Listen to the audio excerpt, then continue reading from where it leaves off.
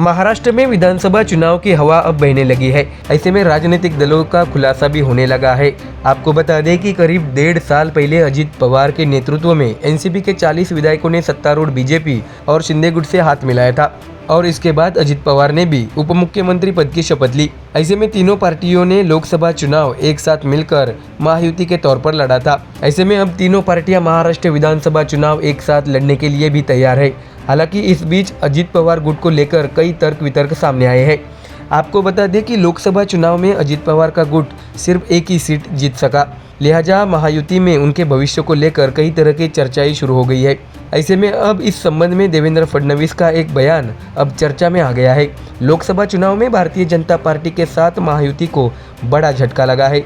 महायुति ने राज्य में सिर्फ 17 सीटें ही जीती। इस पृष्ठभूमि में क्या अजित पवार गुट को महायुति में लेने का फैसला सही था या नहीं, ऐसे सवाल उठ रहे हैं। इस संबंध में राष्ट्रीय स्वयंसेवक संघ ने भी नाराजगी जताई है। हालांकि इस संबंध में अब उप मुख्यमंत्री देवेंद्र फडणवीस ने अपना रुख स्पष्ट कर दिया है। न्यूज चैनल इंडिया टुडे के कॉन्वेल में जब देवेंद्र फडणवीस से अजित पवार को महायुति में शामिल करने के बारे में पूछा गया तो देवेंद्र फडणवीस ने सुझाव देते हुए कहा कि कुछ समझौते करने पड़ते हैं, भले ही आप या आपके लोग उन्हें दिल से पसंद न करें। मैंने राष्ट्रीय स्वयंसेवक संघ को सब कुछ बता दिया है, अब तो बस दूसरों को बताना ही बाकी रह गया है। मैं बस इतना ही कहूँगा कि यह तय है कि जब हमने एनसीपी को अपने साथ लिया तो हमारे मतदाताओं को यह बिल्कुल पसंद नहीं आया, लेकिन जब हमने उनके सामने हालात रखे, जब हमने लोगों को बताया कि वे किन परिस्थितियों में हमारे साथ आए, किन परिस्थितियों में हमने उन्हें लिया, तो उन्हें एहसास हुआ कि राजनीति में अक्सर ऐसी परिस्थितियां आती है जहां हमें समझौता करना पड़ता है। आपको ऐसे समझौते करने होंगे जो आप या आपके लोग नहीं करना चाहते। हमने ऐसे समझौते किए हैं। फडणवीस ने बताया कि लेकिन आज हम 100% नहीं बल्कि कम से कम 80% लोग यह समझाने में सक्षम है कि हमने ऐसा क्यों किया, ऐसा देवेंद्र फडणवीस ने कहा है। इस बीच अजित पवार को अपने साथ लेने के बाद क्या कुछ अलग सोचकर इसे बेहतर बनाने के लिए क्रॉस कनेक्शन का कोई विचार किया जा रहा है? ऐसा सवाल पूछे जाने पर देवेंद्र फडणवीस ने कहा कि उनका ऐसा कोई विचार नहीं है। अभी सुधार का समय नहीं है, नहीं ऐसा करना उचित है। जो चल रहा है उसी का सामना करना पड़ेगा।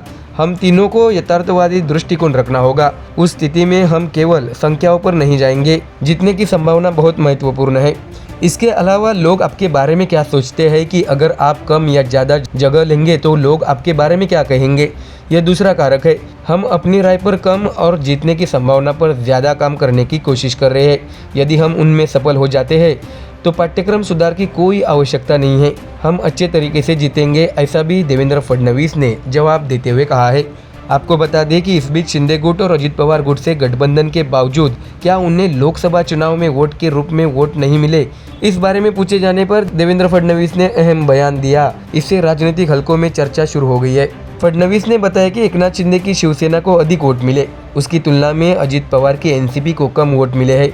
लेकिन एक बात याद रखनी होगी, ये दोनों पार्टियां एक तरह से बटी हुई पार्टी थी, इसलिए उनके लिए यह चुनाव अपने मतदाता बनाने के लिए था। उसमें से वोट हमारे पास ट्रांसफर करना कठिन काम था। हमारे लिए यह कोई मुश्किल काम नहीं था। हम एक स्थिर पार्टी थे, इसलिए हम अपने विचार उनकी ओर मोड़ सकते हैं, लेकिन विधानसभा में ऐसा नहीं होगा। देवेंद्र फडणवीस ने यह भी कहा है कि वह विधानसभा में वोट हमारी तरफ शिफ्ट करने में जरूर कामयाब होंगे। तो देखा आपने, फडणवीस ने अजित पवार पर निशाना साधते हुए अपने मन की बात सबके सामने रखी है।